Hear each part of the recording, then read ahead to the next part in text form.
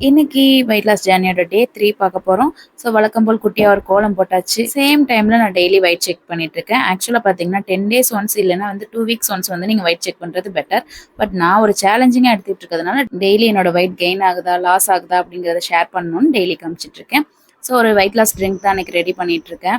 கண்டிப்பா இந்த weight loss drink நம்மளோட ஸ்கின்னுக்குமே சேர்த்து ஹெல்ப் பண்றதா தான் இருக்கு.